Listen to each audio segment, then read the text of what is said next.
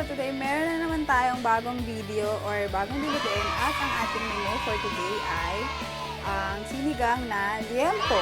So first, kailangan natin itong baboy na 1 kilo.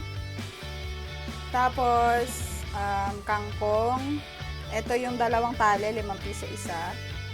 Tapos, 6 na piraso ng kamatis na malaki at saka mapula.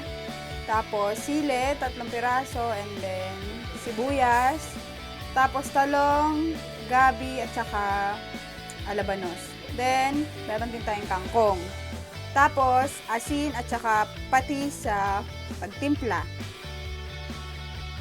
Tapos, gagamit din tayo ng pork cube, 2 piraso. Tapos, 2 pirasong sinigang sa gabi mix kasi marami tayong ilalagay na sabaw. So guys, let's start cooking. Nga pala, kailangan pala natin ng paminta at saka bawang para doon sa ating liempo. Gagawin, papainitin natin yung ating kawali. Tapos lalagyan natin ng tubig. Ayan, mga 3 baso ng tubig kasi unahin natin lutuin yung ating baboy. So ililiempo muna natin siya.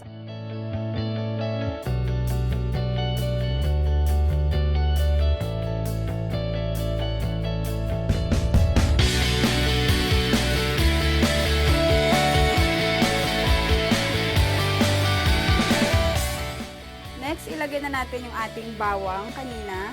Ilagay natin sa ibabaw. Tapos, lagyan na rin natin siya ng paminta.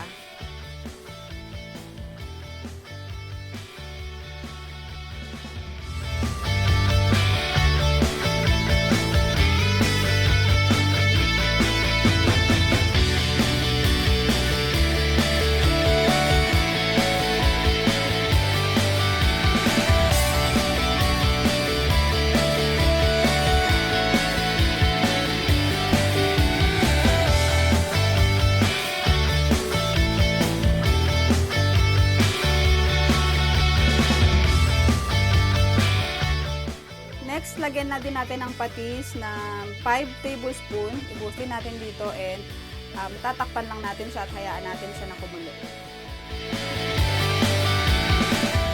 10 minutes, check natin yung ating baboy at baliktarin natin para yung kabila naman yung mas maluto.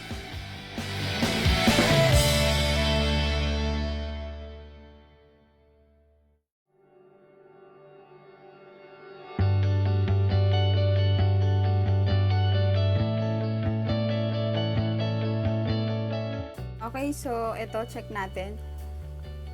Ayan, so pag ganito, pwede nating baliktarin every 10 minutes. Ang kailangan lang natin gawin is maubos yung sabaw na inilagay natin o yung tubig na inilagay natin. Kailangan maubos siya at masipsip siya ng baboy. Ayan, so natuyo na siya at wala na siyang sabaw. So pag ganito, wait lang natin ng ilang minutes para ma-fried pa siya ng konti.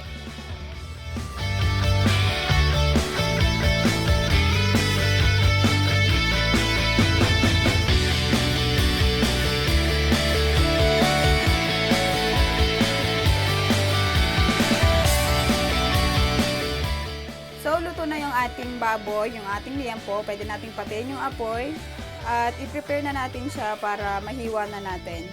Depende kung gaano kalaki yung ating hiwa para sa sinigang.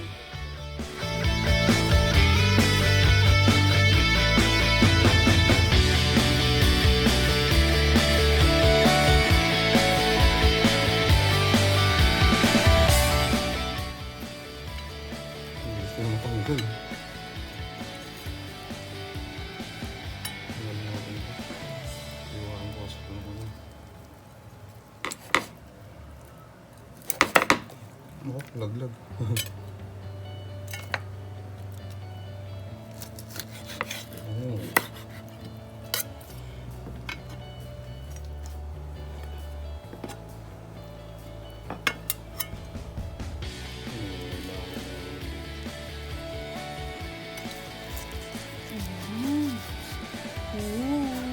Yummy!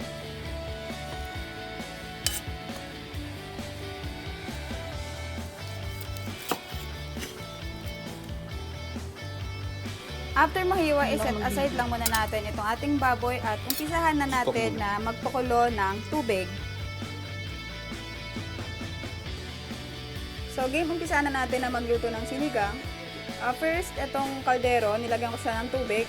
Ang sabaw na gagawin ko is kalahati nitong kaldero. So, ayan, papakuliin lang natin to at nalakasan na natin yung apoy. Then, ilagay na natin yung ating kamatis. Hayaan lang muna natin na kumulo at maluto yung kamatis.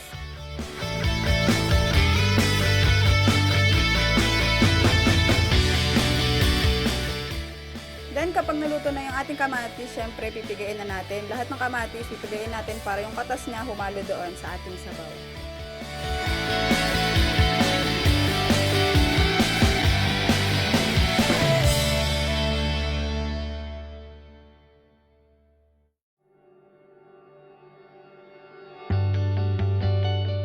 Natin yung ating gabi at hayaan lang natin na maluto or maging malambot yung ating gabi.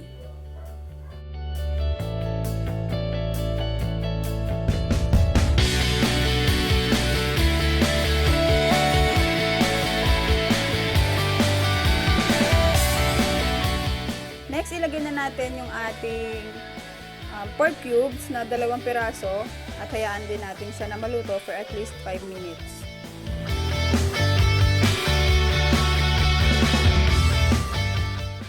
Okay, so kapag naluto na yung gabi natin, ilagay na natin yung ating mga gulay, yung ating labanos, talong, okra, ilagay na natin dito.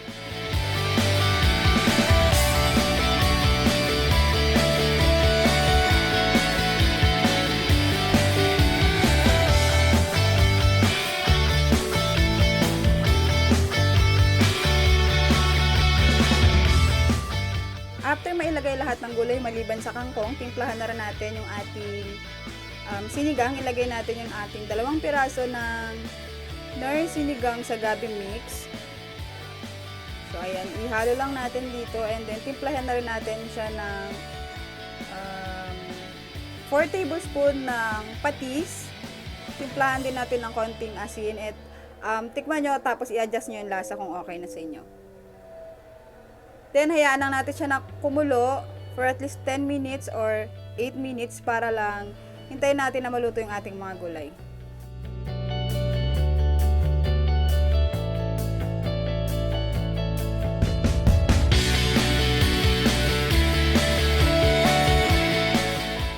Next, kapag luto na yung ating gulay at satisfied na tayo sa lasa ng sabaw, na-adjust na natin, ilagay na natin yung ating liempo na niluto kanina. Yan, so ilagay lang natin dito. Pati na rin yung ating kangkong. Yan, ibuhos lang natin at hayaan natin na kumulo for at least 10 minutes.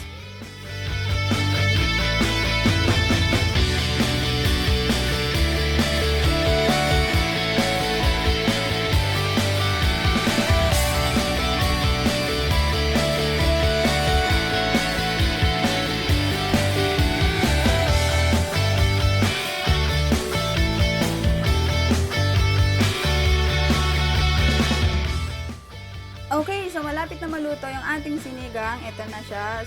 Tinikman ko, grabe, sobrang sarap niya. So guys, mas maganda siguro kung mas marami pang kamatis at mas mapapula pa siya. Nakakadagdag siya ng tamis doon sa ating sabaw. And then, pwede na nating patayin yung apoy at kakain na tayo.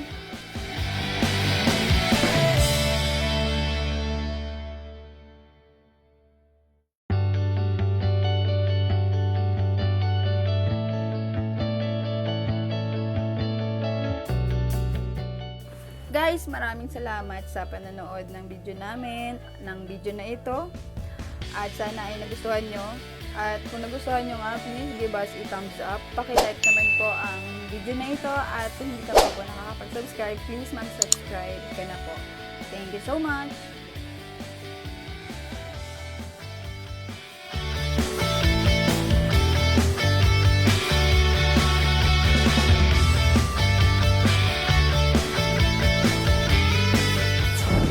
Suggest ko lang pala, meron din pala akong unang video ng sinigang. Ilalagay ko yung link sa taas. Sinigang with tomato sauce. Baka gusto nyo i-try. Masarap din. Thank you!